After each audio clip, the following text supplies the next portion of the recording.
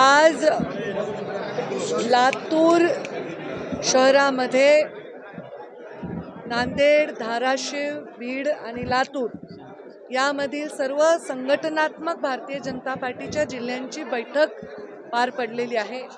या बैठकीमध्ये विशिष्ट प्रत्येक जिल्ह्याची कोर कमिटी आलेली होती आणि जवळपास या मराठवाड्यातील या भागातील 250-300 प्रमुख कार्यकर्ते, मग त्याच्यामध्ये आमदार आहेत, त्याच्यामध्ये जिल्हाध्यक्ष आहेत, प्रमुख पदाधिकारी आहे, यांची बैठक ही पार पडली। अत्यंत छान संवाद झाला। लोकांनी मनमोकळे माझ्याशी त्यांचे मुद्दे मांडले आणि त्यांनाही मी काही सूचना केल्या। लवकरच जिल्ह्याच्या आमच्या पदाधिकारी बैठक जी असते, जिल्हा कार्यकारिणी असते, ती आम्ही पार पाडणार आहोत आणि त्याच्यानंतर मंडल आमची भारतीय जनता पार्टीची रचना आहे, तर मंडलची कार्यकारिणी म्हणजे तालुका स्तरावरची कार्यकारिणी आम्ही पार पाडणार आहोत।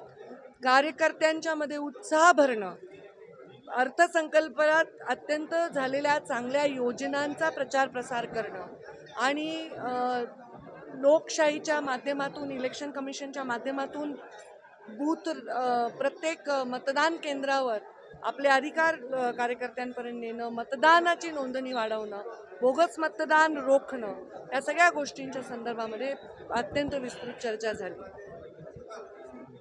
खरं तर प्रकाश आंबेडकरांनी आपली भेट मगाशी येताना झाली, काय नक्की भेटीमध्ये संवाद झाला, आंबेडकर साहेब काय म्हणाले आणि काय? ॲक्च्युली आमची भेट अत्यंत योगायोगाने झाली। मी लातूरकडे येत होते आणि ते कदाचित बीडकडे जात होते। मी त्यांना पाहिलं रस्त्यामध्ये आणि मी थांबले, काही नाही, मी त्यांना शुभेच्छा दिल्या त्यांच्या यात्रेसाठी आणि बस संवाद आमचा सहज होता, घरगुती, कॅज्युअल होता।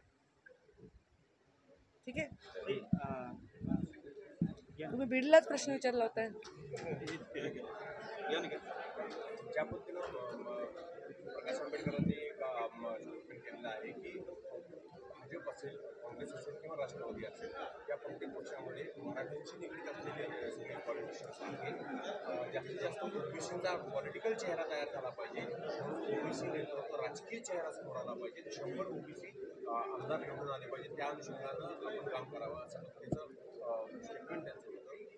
कोणतेही पक्ष ओबीसीला उमेदवारी देत नाही असंही त्यांचं होतं। काय मी त्यांचं ते मत स्वतः ऐकलं नसल्यामुळे मी त्यांच्यावर काही टिप्पणी करू शकणार नाही, पण नक्कीच राजकारणामध्ये वंचितांना, ज्यांचा आवाजच कोणी ऐकत नाही, अशा लोकांना राजकारणात शक्ती देण्यासाठी मुंडे साहेब राजकारणात आले आणि त्यांनी अनेक अशा लोकांना, अशा समाजांना संधी दिलेली आहे। ते काम पुढे आम्ही करतच राहू।